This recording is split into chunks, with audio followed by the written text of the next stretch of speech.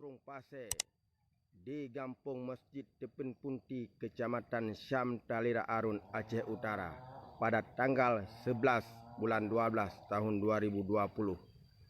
Airnya hampir saja meluap.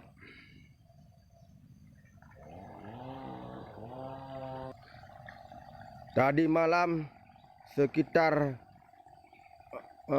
pukul 10 hampir saja air ini meluap.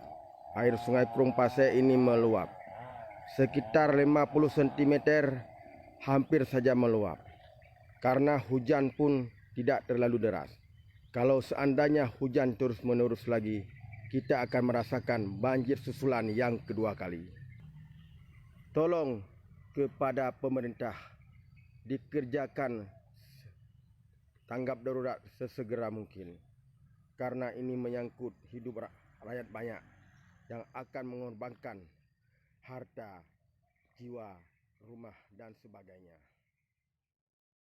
Assalamualaikum warahmatullahi wabarakatuh.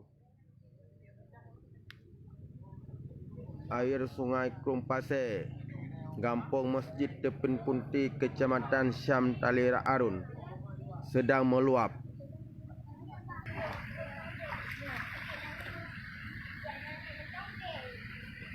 Masa inilah kondisi Sungai Krung Pasir hari ini, tanggal 12 bulan 12 tahun 2020. Airnya sudah mulai jebol lagi. Tanggulnya sudah mulai jebol lagi. Nah, inilah kondisi terkini pada hari ini, tanggal 12 bulan 12 tahun 2020.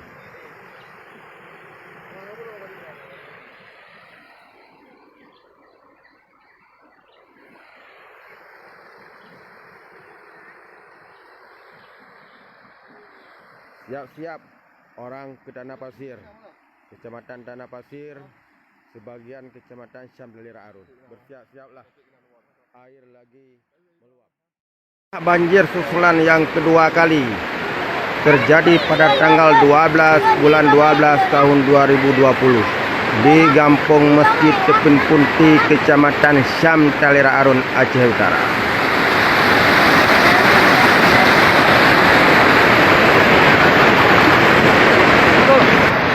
Nah.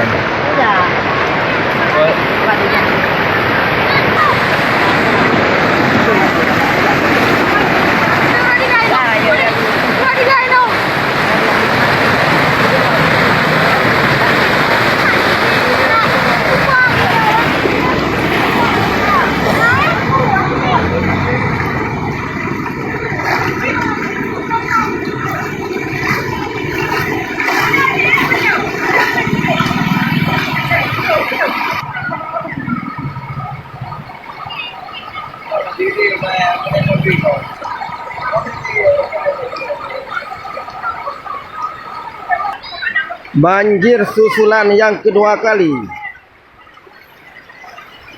Semua warga merasa panik.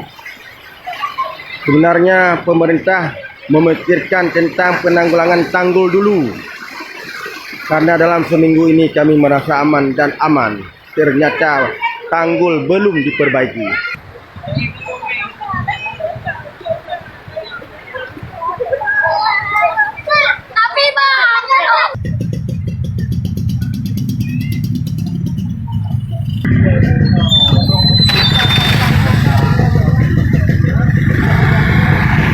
Inilah tempat usaha saya, kini mengalami musibah banjir.